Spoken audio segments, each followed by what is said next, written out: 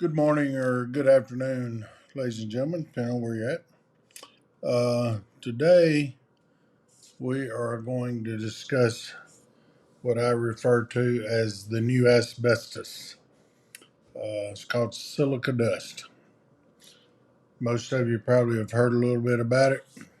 Uh, some of you may know about it, and some of you may not. But the purpose of today is to highlight you onto the profitability of silica dust and equally or more important, how to keep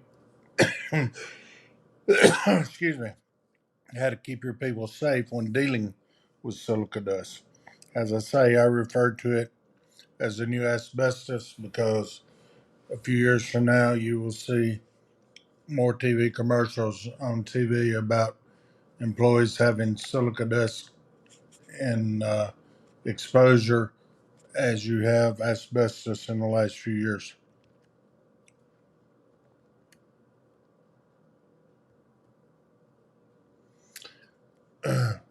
OSHA has put out new standards on silica dust.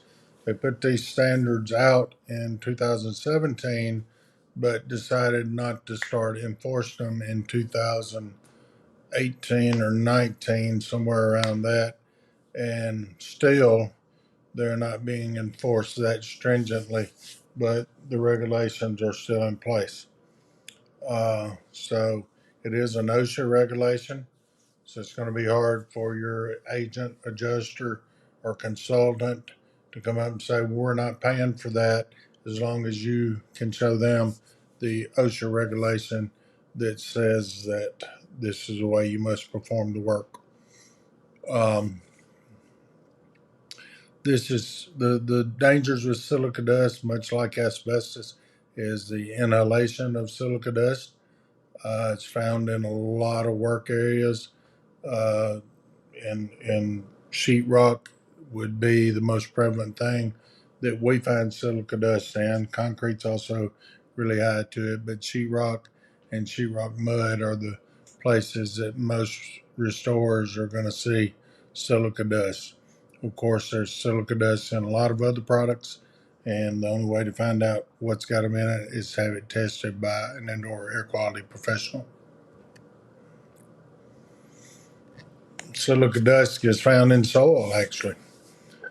It's in granite, sand, and other common materials. So you say, well, why is it so dangerous if it's in the ground and in the sand? We dig dirt all the time and go to the beach all the time. Well, the reason is because when we start manipulating that by sanding, cutting, grinding, we make it a lot finer powder. And when we make that finer powder, then it gets into our lungs a lot easier. Any of us had any dealing with sheetrock at all know when you put your little dust mask on and when you take it off, you got that big ring around your face and nose to where the uh, dust has got collected in the mask, but you got an area under the mask that's a little bit cleaner. We've all seen that all the time. So when the materials are cut or blasted or drilled through or anything like that, you make them a lot lighter and a lot more friable, and that in return makes it easier for them to get into your lungs. The picture on the right shows a dust mask. Does not necessarily mean that is what we refer to as an N95. A lot of people, since COVID particularly, call everything that goes around your mouth and nose an N95, which nothing could be further from the truth. An N95 does provide a lot more filtration than a regular uh, dust mask would, but at the same time, they're still not foolproof. A respirator, preferably one that covers your eyes and your mouth and your nose at the same time, are far more better quality to keep dust out of your respiratory system. Um, Silicon can cause lung cancer. silicanosis, and other respiratory diseases. Um, Again, if you've done sheetrock sanding, particularly on new sheetrock projects or where you're sanding off the mud on sheetrock to make it smooth, we've all come home and coughed up or hacked up, you know, the white flame that comes off the dust of that, and it gets in your lungs and it can't be good. So OSHA has created a standard for that, and it is give you PEL's permissible exposure limits of what can be done and what cannot.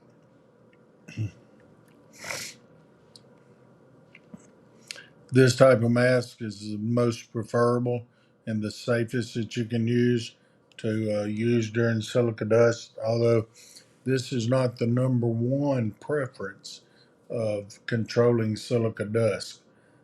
This is probably the number two preference. The number one would be control the environment in the building. We're going to talk about how to do that here in just a little bit. But these are OSHA regulations. Again, it's not something somebody can come up and say, well, you didn't have to do that uh, because we had never done it before. No, OSHA has come down in 2017, again, not enforced that year, but come down and said you must do this to keep your workers safe and to keep it going. You also have to combine this anytime you're wearing PPE with the OSHA regulation that addresses heat when you're in PPE and what the temperatures are. The If you're working in a temperature over 90 degrees, the OSHA regulation would say you have to have 45 minutes worth of breaks every hour. It's a lot of breaks. So if you're doing that, so the common sense to do in that thing is to condition your air to where you're not at 90 degrees where people can stand there and do work, but then you have to rent an temporary air conditioning system to put in the building to keep it cooler, or do the work while it's cooler, one or the other.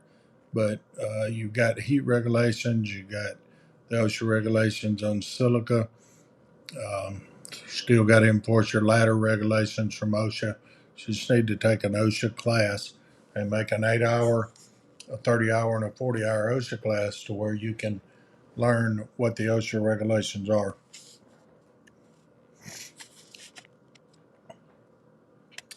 As I said, silica is found in the soil, it's in granite, it's in the sand, it's in a lot of common materials. So you can't just walk in and say, oh, don't think this has any silica dust in it. I think I'll be good. The only sure way when you get into stuff is have stuff tested and to know what you're going through. Because when you start drilling and sanding and cutting, and we all know during a demolition on a water damage job, we have to cut a lot of sheetrock. So you can see screen left there where it's showing it getting into your lungs. And the silica dust is so fine that it sticks to the linings of the lungs. And that's what starts causing its inherent problems. Prolonged exposure to silicon, severe health risks. Lung cancer can be fatal lung diseases. Exposure to the dust can cause infections in your lungs. Uh, there's a lot of different stuff it can cause. Um, your lungs are one of those things you can't take out and wash out and put back in. Your only natural filter are the hairs in your mouth and or in your nose. I'm sorry, not your mouth. The hairs in your nose, and they sort of help to filter that out, and that's why you need a dust mask to help that out, or preferably a respirator to decrease that. Again, your first plan of action is to uh, control the environment inside the building so you don't have anything over the permissible limits inside the building while you're working.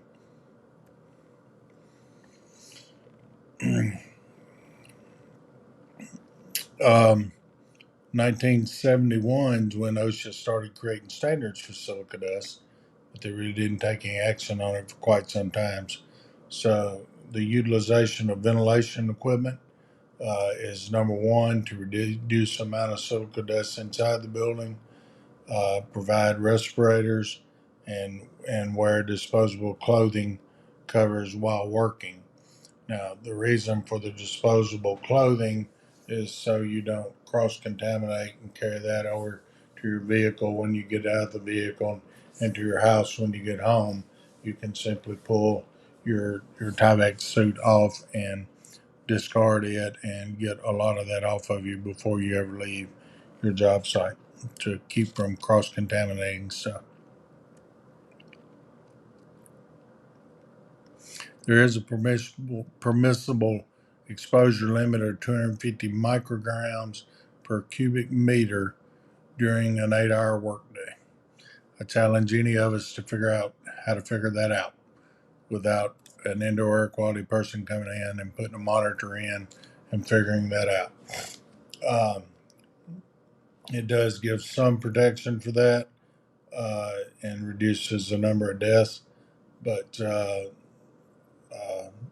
deaths started decreasing a little bit when they started having the exposure limits like that. But out in the field, that's probably more prevalent in granite factories and places like that where they can more easily control the amount of dust, and it's a little more difficult when you get out in the field tearing out sheetrock.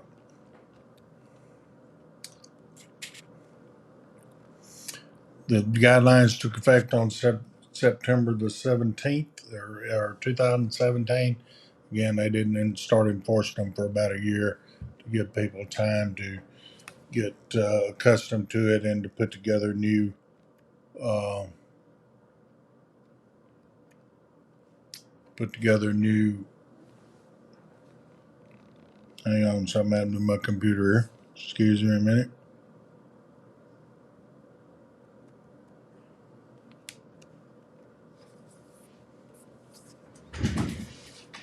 Take a break. Get a drink of water.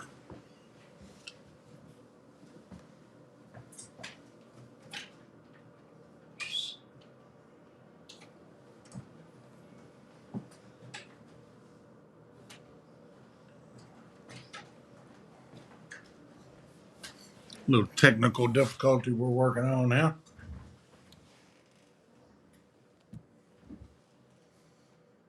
All right, water break's over.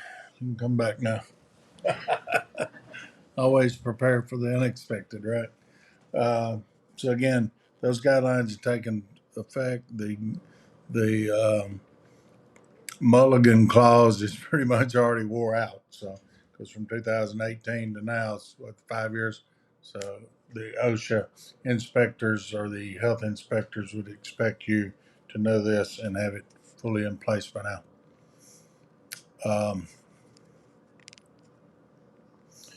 they've reduced the permissible limits to 50 micrograms now, and then they want to routinely monitor that.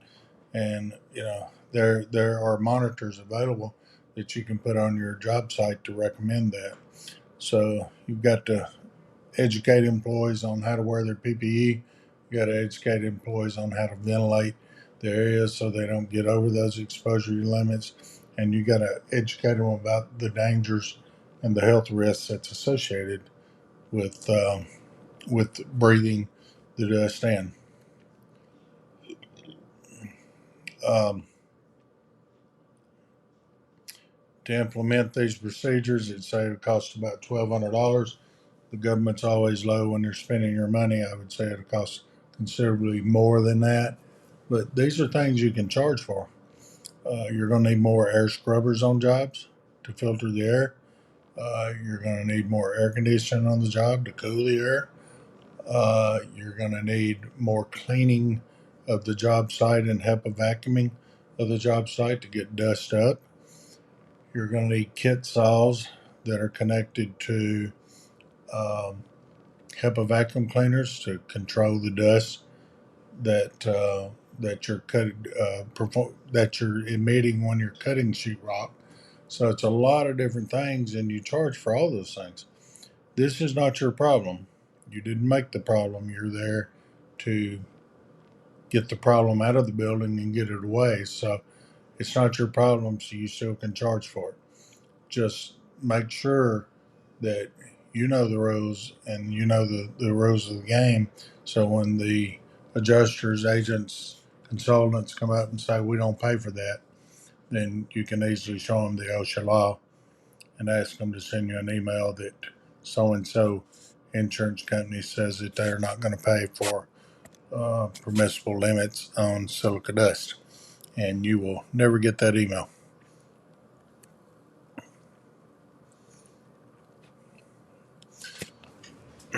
There are detailed guides to silica safety on the website if you're good with that. Searching a government website.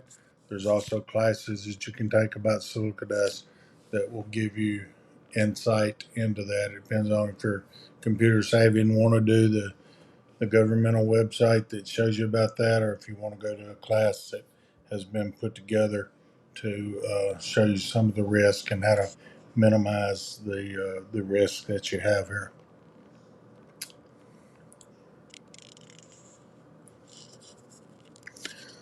Here they're recommending applying water to a work surface when possible to minimize silica dust.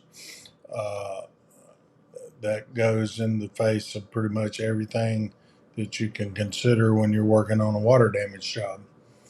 But does it really? I mean, they have misters that do a fine mist of water that you can put in the room where you're cutting sheetrock, and it just creates a little bit of fog in a room, and sort of like the same fog you'd see in the bathroom when you get out of the shower. But it makes the air heavy, it makes the air wet, it attaches to the dust, and the dust settles to the ground. And then you get it up before it dries. So it is a consideration. It's a way of keeping your permissible exposure limits down at 50 or below. Again, without a monitor, that's going to be hard to say that I'm below 50. But misting an area is not totally out of bounds. When you mist an area that's already wet, uh, then you're going to have to put dehumidification in there to make sure you dry that out. And a lot of times we're cutting above the flood line, but the sheetrock above where we're cutting is still damp to a degree. So it's not like the end of the world that it's going to get a little more water on it as long as you're controlling that moisture very quickly thereafter. Showers and vacuums at work sites so employees can remove silica dust from clothing and equipment before leaving work. I don't know if anybody's ever done that for sheetrock dust. Uh, but I know the OSHA guideline says you should do it. And I know if you provide a temporary shower and vacuums, it don't say or vacuums, it says and vacuums at the work site so they can remove this dust before they carry it home with them is mandated by OSHA, then I'm sure you can charge for that. So you should be able to set that shower up, have employees go through and shower off, leave their temporary clothing there, their Tyvek suits, whatever, and shower off and go on home without sheetrock dust all in their hair and all on their clothing, or silica dust as it would be, whether it's sheetrock or granite or anything that's containing a lot of silica dust. Establish a written exposure control plan for every workspace. So you need to go through the silica dust training. This is not silica dust training. This is silica dust awareness slide to make you aware of what's going on. But you need to go through the silica dust training, and you need to write a control plan so when you go into a workspace that you know how you're going to do that. Then when you get these job sites, you need to develop a plan just as if the IICRC would say you have to have a drying plan, you must have a drying plan. Well, you must have an exposure control plan. So you just write a short exposure control plan. It says we're going to contain this part of the building. We're going to demo sheetrock in this part of the building. We're going to set up temporary showers at this area of the building. We're going to have HEPA vacuums available at this area to vacuum off the dust. And this is our exposure control plan for this project. and you charge for the person writing that.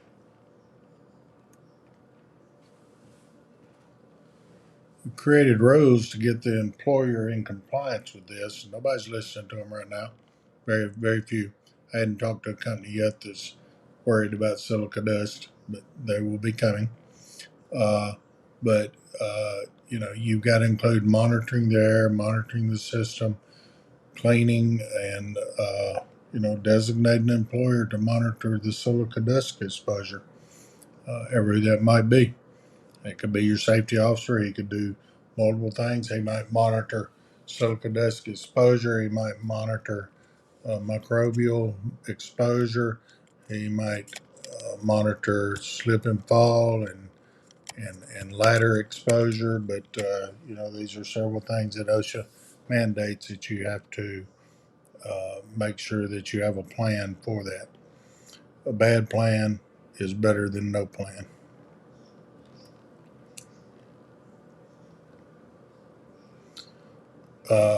The guideline requires routine air sampling for silica dust. Uh, that way, you know how many permissible limits that you're putting into the air. Again, don't know of anybody doing this, but they pay for that. You see the technician there holding a monitor for that. I'm sure the monitors are not cheap. I'm sure they're available, but I'm sure that's something you can charge for. So once you go through your silica dust class, find out which monitor you need, or if you need a third party to come in and monitor that for you. And then you've got the situation, what if you're just tearing out, 4 foot of sheetrock around the bottom of one bedroom? Do you still do all that for that? And the answer is yeah, you do. You still got to have, permissible limits inside that room if you got people working in there.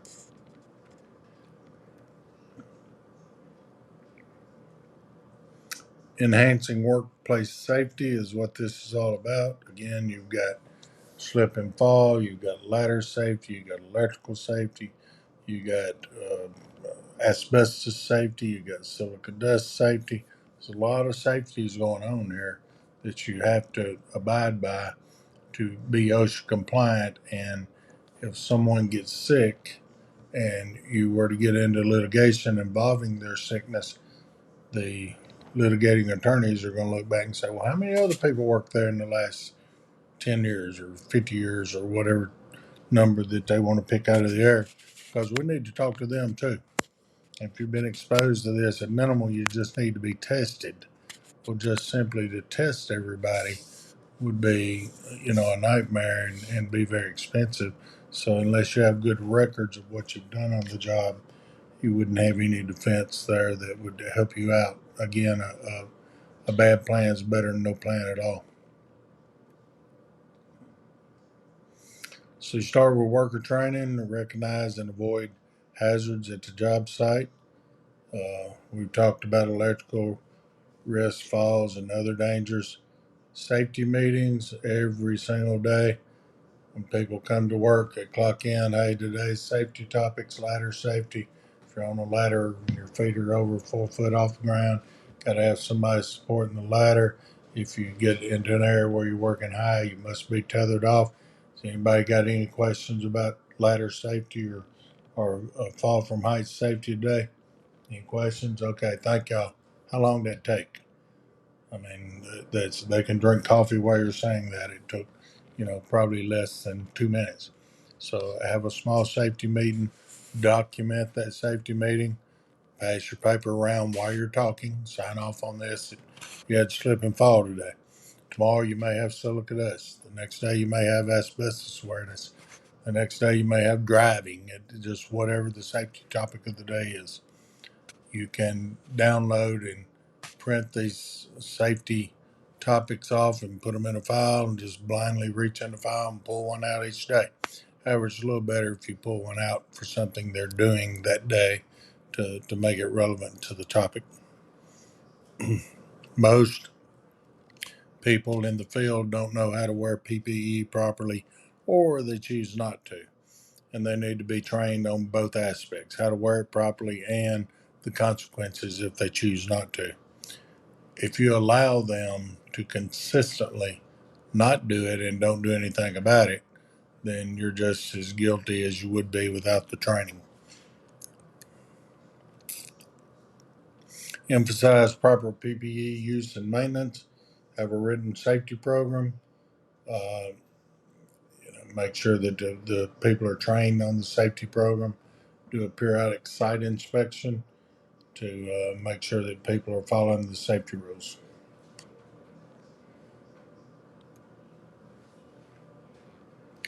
Starting in 18, they extended the regulations to manufacturers and maritime businesses. Maritime, what I would say, because they're grinding and sanding a lot of fiberglass, which would have silica in it.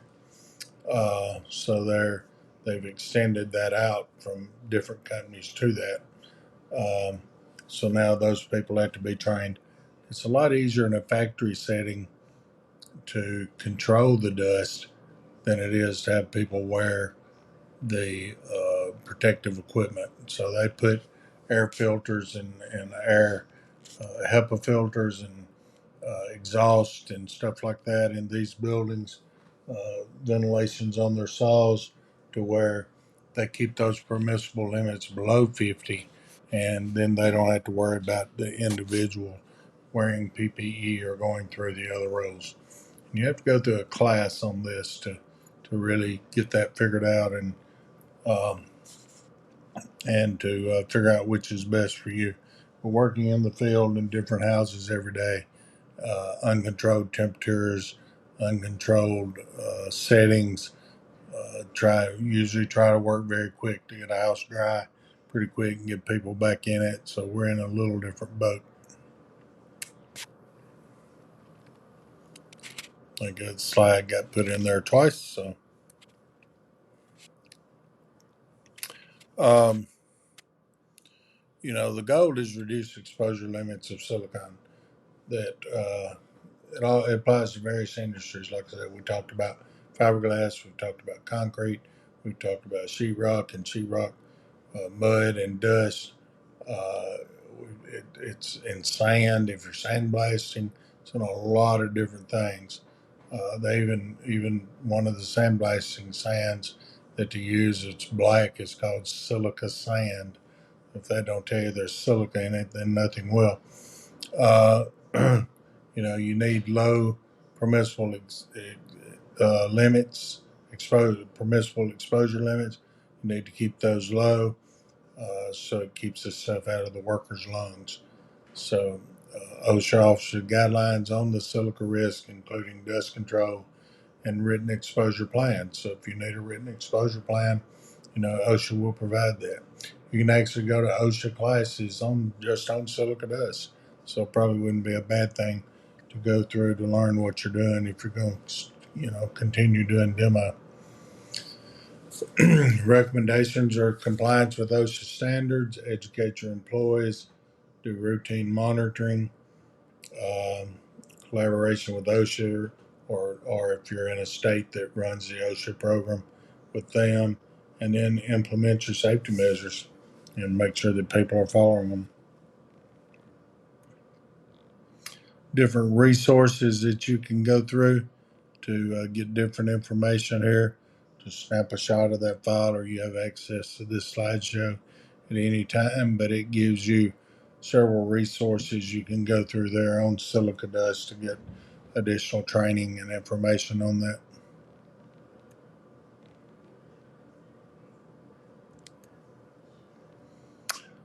Thank you for listening today. I hope this has been helpful and eye opening on getting some awareness about silica dust. Again, not designed to be a training program, it's just designed to give you some awareness and let you know what's going on with it. So, uh, I work for Disaster Equipment, and I'm here to help you daytime, weekends, holidays. We rent equipment out, so if anybody needs any help with anything, we'll be glad to help you with that. Just call anytime. I'm Scott Tarpley, and you've got my contact number there. Look forward to hearing from you, and y'all have a good day. Thank you.